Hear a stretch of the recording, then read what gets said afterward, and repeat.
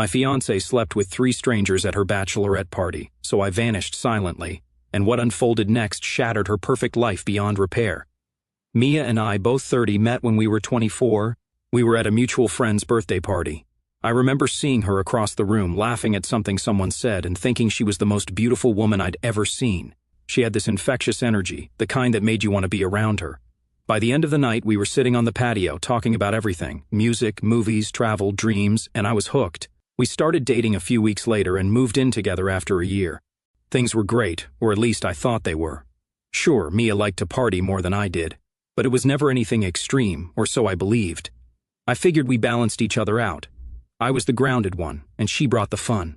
When I proposed last year, I was sure I'd found my forever person. She cried when I asked her, and her answer was an immediate yes. We spent months planning the wedding together, picking out venues, tasting cakes, and arguing about whether to do an open bar. I thought we were building a life together, but apparently, I was wrong. The drama started with a package, a damn package of all things.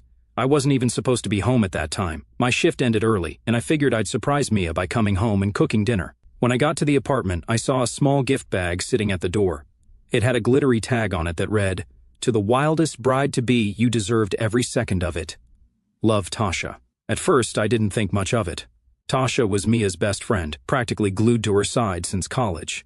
I always thought she was a bit over the top, loud, dramatic, and the kind of person who thrived on chaos, but I tolerated her for Mia's sake. They were the fun duo, or at least that's how Mia always described them. Still, something about that note gave me a weird feeling. I brought the bag inside and set it on the kitchen counter, staring at it for a good 5 minutes.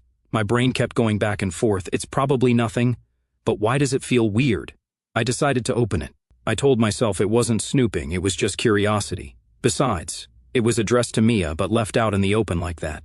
Basically an invitation, right? Inside, there were the typical bachelorette party things: a cheap plastic tiara, a bride's last ride sash, and some glittery confetti that spilled everywhere. But then, at the bottom of the bag, there was a pair of men's boxers, used, not freshly laundered. My stomach turned, but I tried to rationalize it. Maybe it's a gag gift, some kind of stupid joke. Then I saw the flash drive. I don't even know what possessed me to check what was on it. I guess I was already uneasy from the boxers, and something about the way the bag screamed Wild Night wasn't sitting right with me. I plugged it into my laptop and opened the only file on it. The video started off innocently enough. Mia and her friends were sitting in a booth at some club, laughing and cheering. The camera wobbled as it zoomed in on Mia, wearing the tiara and sash. She looked gorgeous, as always, but there was something off about her energy. She wasn't just celebrating, she was on another level, like she didn't have a care in the world. The next clip was where things started to go downhill. Mia was on a stage at what was clearly a strip club, grinding on a male stripper while her friends whooped and hollered. At first, I thought, okay, it's a bachelorette party. Not great, but not the end of the world. But then the camera followed her as she pulled the stripper off stage, giggling and leading him toward a private room. I paused the video, my heart was racing. I told myself not to overreact. Maybe it was just for show, right? Maybe she went in there, had a laugh, and walked out. But I knew better. Deep down, I already knew. The next clip removed all doubt. It showed Mia sitting in a lounge area surrounded by 3 guys. They were laughing, drinking, and flirting, but it didn't stop there. One of them leaned in and kissed her, and she didn't just let him, she kissed him back. Then another guy joined in.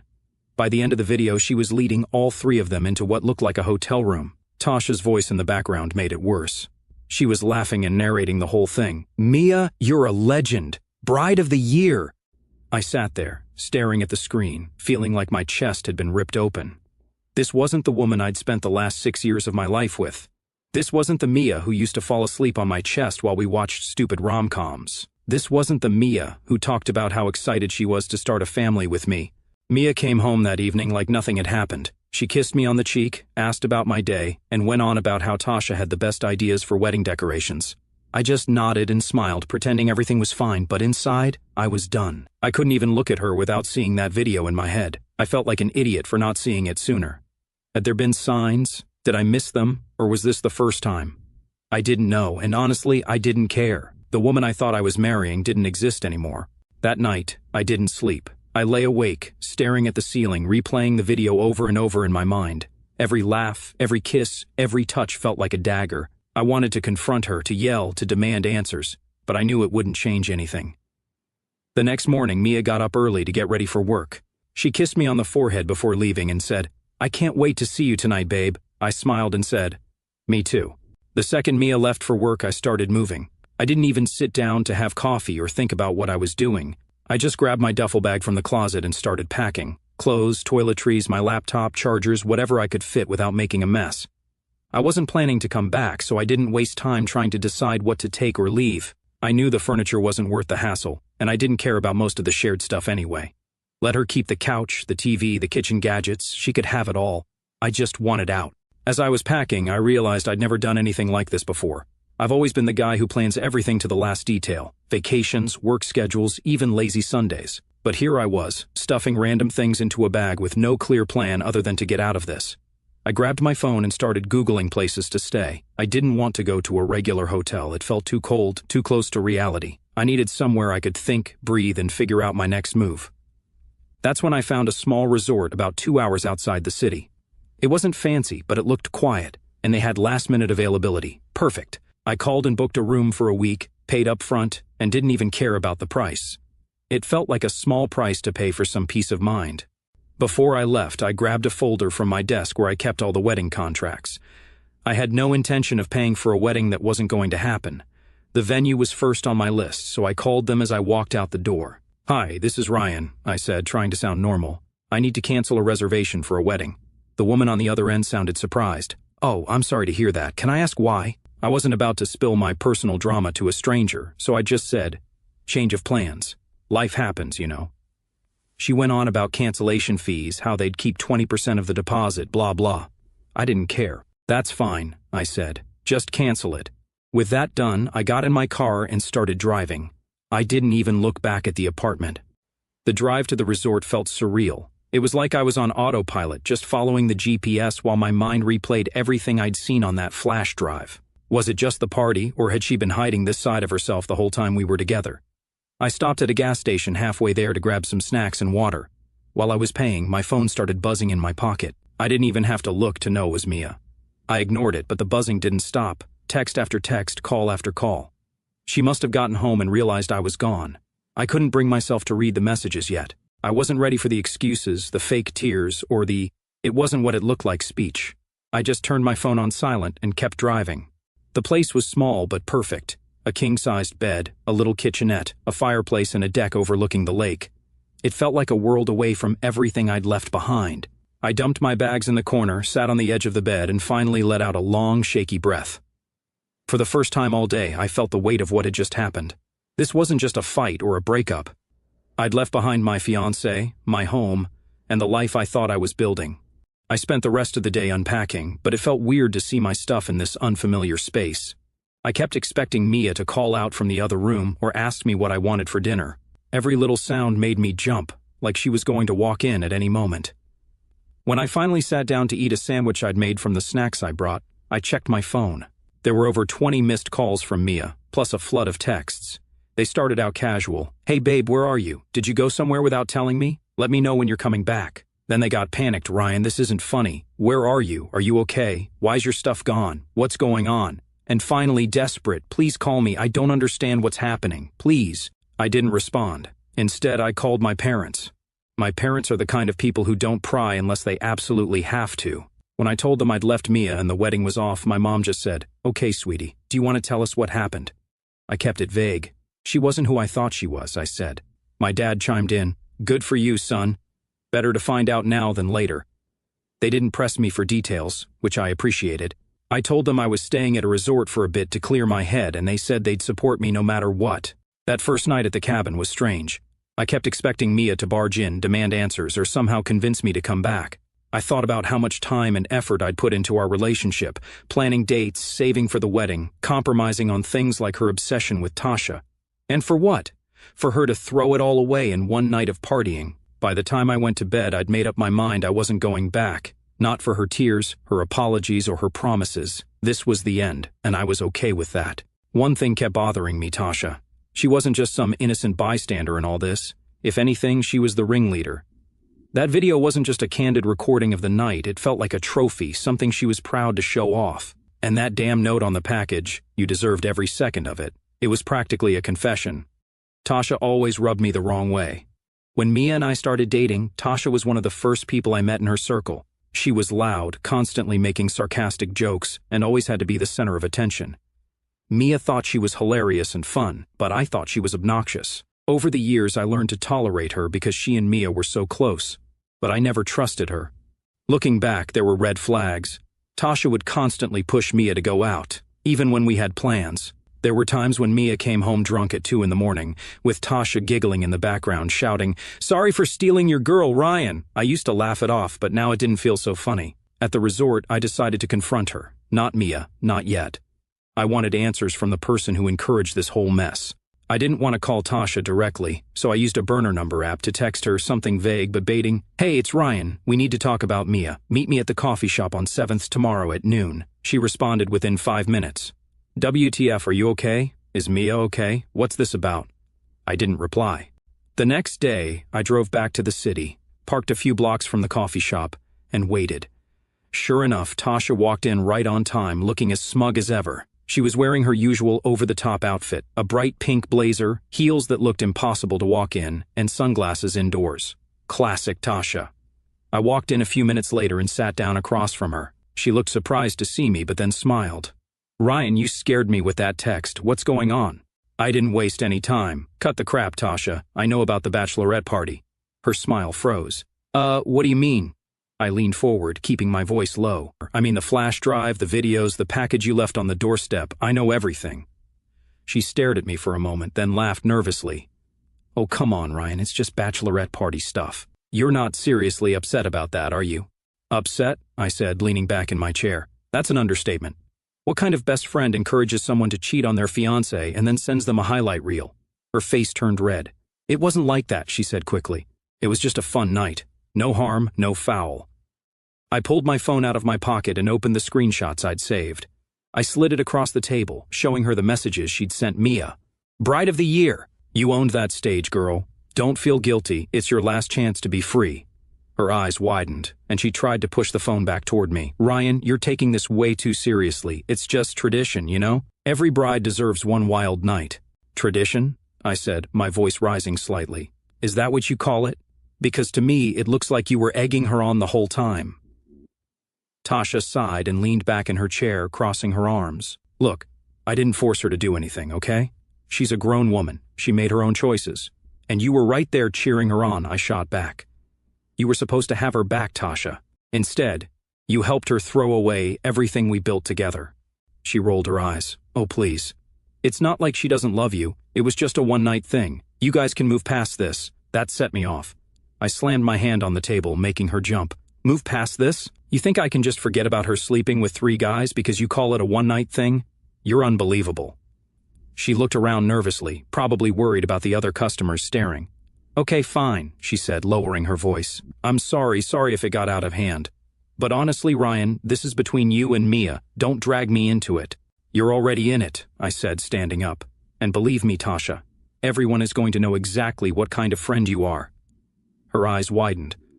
"What does that mean?" "You'll find out soon enough," I said, grabbing my phone and walking out. On the way back to the resort, I thought about what she'd said. She's a grown woman. She made her own choices. As much as I wanted to blame Tasha for everything, she was right about one thing. Mia had made her own decisions. Tasha might have encouraged her, but Mia didn't have to go along with it. That thought made my stomach turn. I'd always seen Mia as this fun, carefree person, but now I realized she was just reckless. Tasha might have been the match, but Mia was the one who lit the fire. When I got back to the cabin, I started drafting an email. I wasn't ready to confront Mia yet, but I wanted to make sure Tasha couldn't spin the story in her favor. I attached the screenshots and videos to the email and sent it to a few of our mutual friends, just the ones I trusted to keep it quiet until I was ready to tell the full story. I didn't hear from Tasha after that meeting, but I wasn't surprised. She probably realized there was nothing she could say to make things right, and honestly, I didn't care. She wasn't my problem anymore. My next move was clear to me at the time: reach out to Mia's parents and expose everything. To get things clear, Mia's family always had this old-school conservative vibe that made me feel like I was constantly being judged. When we moved in together 3 years ago, her mom, Janet, acted like we were running some kind of underground scandal. She didn't outright say it, but the constant comments like, "You know it's not proper to live together before marriage," and the way she always looked disappointed when I mentioned our apartment made her feelings pretty clear. Her dad, Henry, was quieter about it, but still disapproving. He'd grunt whenever the topic came up and say something like, "Back in my day, we did things differently." It wasn't until Mia and I got engaged that they even started warming up to me. Once there was a ring on her finger, suddenly Janet was planning bridal showers, and Henry was offering to help us with a down payment for a house. It was like I'd passed some invisible test, and now I was finally worthy. But after everything that happened, I couldn't keep the truth to myself. Mia had betrayed me, and now it was her turn to face the music, especially with her parents, who had been so smug about how perfect and proper she was. They had always supported her emotionally and financially, as they were quite wealthy. Mia's texts and calls hadn't stopped since my conversation with Tasha. "Ryan, please answer me. I know you're upset, but we need to talk. I love you. Please don't give up on us." Every message made me angry. She didn't get to play the victim. She made her choices. I hadn't responded to a single text or call, and I didn't plan to. But then Janet texted me, "Ryan, what's going on? Mia is a wreck. Please call me. We're worried." I stared at the message for a while before deciding I needed to do this in person. If anyone was going to deal with Mia, it wasn't going to be me. Let her parents handle it. They always acted like they knew better anyway. The next day, I drove back into the city and headed straight to Janet and Henry's house. I didn't tell Mia I was going, even though I knew she'd probably lose it once she found out. When Janet opened the door, her face lit up with a mix of relief and concern. "Oh, Ryan, thank God you're here. What's going on? Mia is so worried about you since yesterday." Henry was sitting in his usual chair in the living room, flipping through a newspaper. He looked up when he heard my voice. "Ryan," he said, nodding. "Glad you're here. Maybe you can tell us what's going on." I stepped inside and sat down on their pristine couch. "I came to tell you the truth," I said, keeping my voice steady. "You're going to want to sit down for this." Janet looked confused but sat across from me, clutching her hands together. Henry leaned forward in his chair, his brows furrowed. I pulled out my phone and opened the folder of evidence. "Mia's been lying to you," I said, "and to me. The wedding is off because of what she did at her bachelorette party." Janet gasped. "What are you talking about? What could she have possibly done that's so bad?" I handed her my phone. "Watch this." She hesitated, looking between me and the screen. Then she hit play. Her expression shifted from confusion to horror as the video played.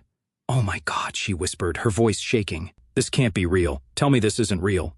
Henry stood up, his face red with anger. "What's going on? Let me see that." Janet handed him the phone, tears streaming down her face. As Henry watched, his jaw clenched, and his hands gripped the edges of the phone so tightly I thought he might crush it. "This is what she did," I said, my voice calm but firm. "She didn't just betray me, she made a spectacle out of it, and her friends encouraged her the whole way." Janet buried her face in her hands, sobbing. "I can't believe this. I can't believe she would do this." Henry paced the room, his fists clenched. "That girl, that damn girl," he muttered. "We raised her better than this. What the hell was she thinking?" "She wasn't thinking," I said, "and now she's trying to get me to forgive her, but I'm done. I thought you both should know the truth because I'm not going to clean up her mess." Janet looked up at me, her eyes red. "Ryan, please, can't you just talk to her? Maybe it was a mistake. Maybe she was pressured." "She wasn't pressured," I said, cutting her off. "She made her choices, and I'm not going to spend the rest of my life wondering if she'll make them again." Henry stopped pacing and pointed at Janet.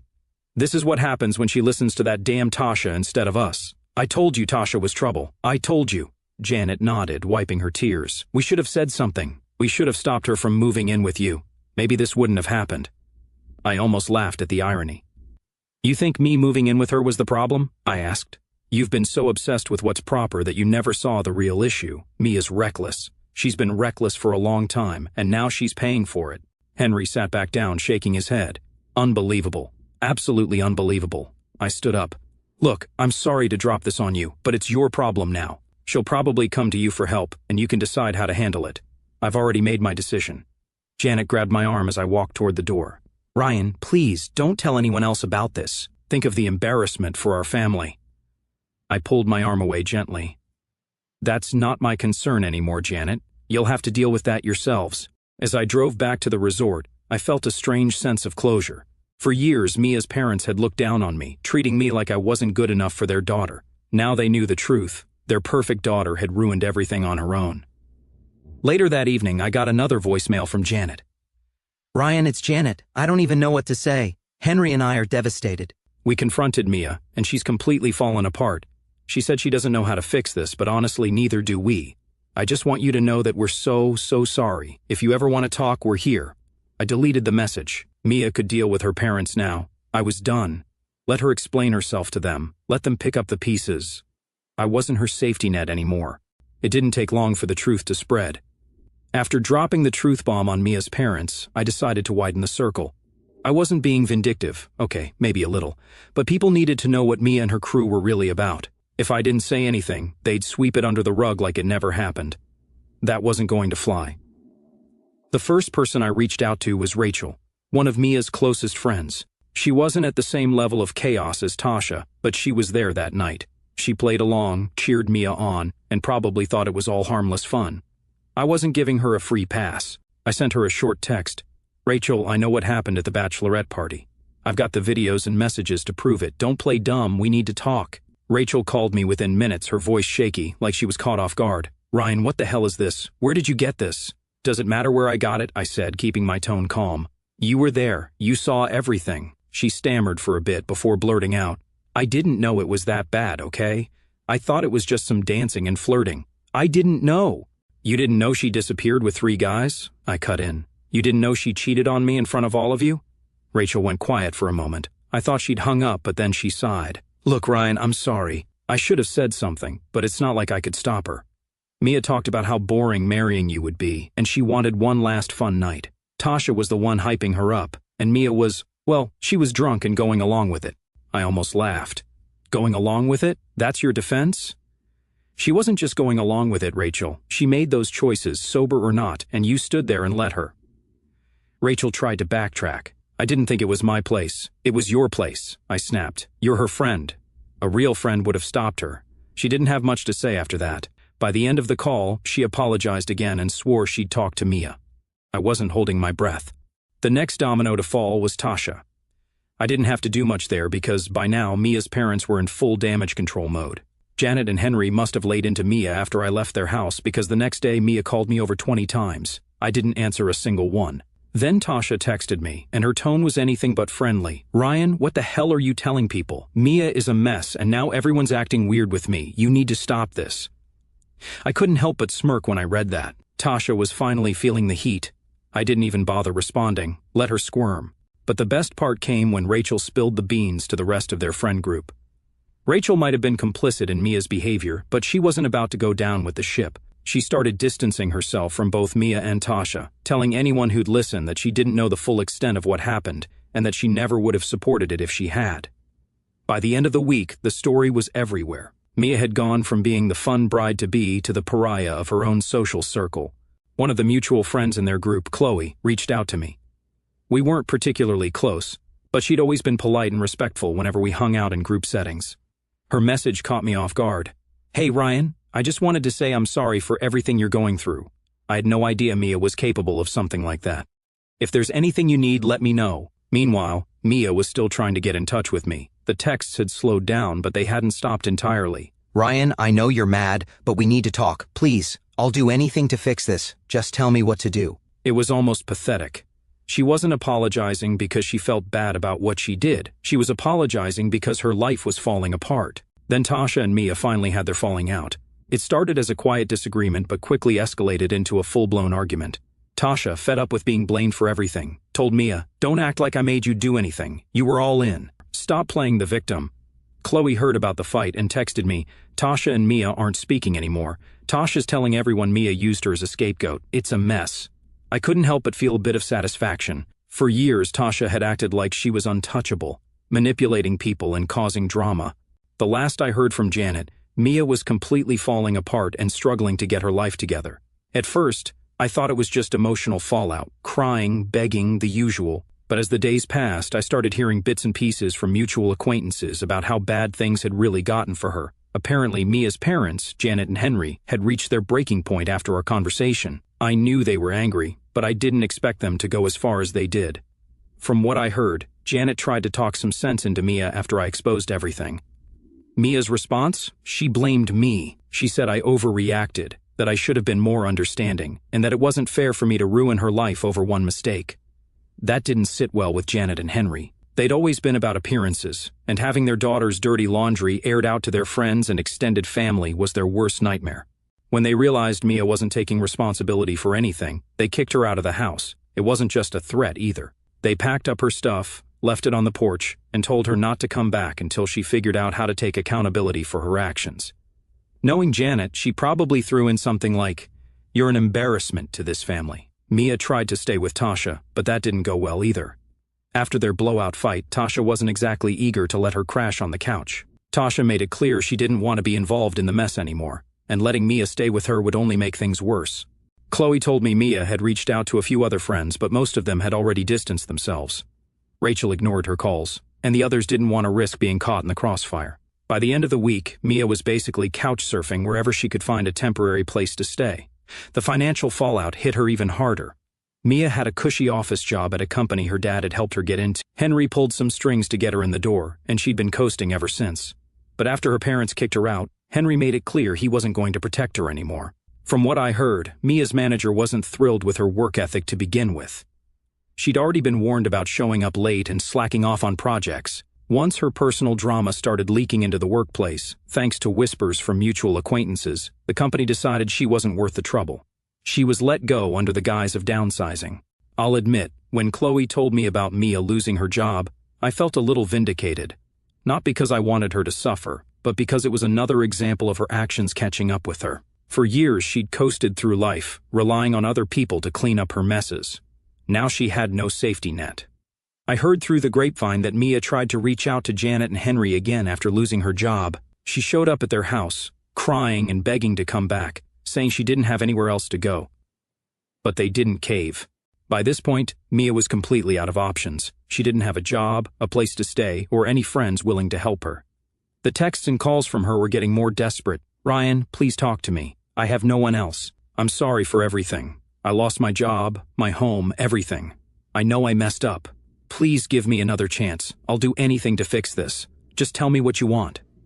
I didn't respond to any of them. I wasn't about to let her guilt me into giving her another chance. She'd made her choices, and now she was living with the consequences. One of our mutual friends, Eric, gave me an update about a week later. Apparently, Mia had reached out to him, hoping he'd let her stay with him for a while. Eric, being the no-nonsense guy he is, shut her down immediately. "She's in a bad way, man," he told me. She was crying on the phone, saying she didn't know what to do, but I told her straight up, "This isn't my problem." Eric wasn't being heartless. He just wasn't about to let her manipulate him the way she'd tried to manipulate me. Eventually, Chloe told me Mia ended up renting a room in a rundown apartment on the other side of town. She used the last of her savings to pay for the first month's rent, but beyond that she was scrambling to make ends meet. She picked up a part-time gig at a coffee shop, but it wasn't enough to cover her expenses.